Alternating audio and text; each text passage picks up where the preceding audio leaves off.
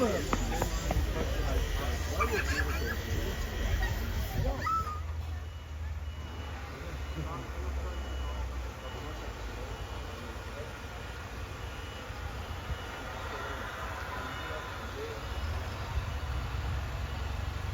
schon mitbekommen, dass der Sauschulclub war, Trainingsclub und der Rest. Das ist so nicht klar.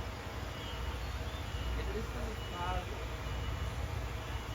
den Soßen drauf, was wir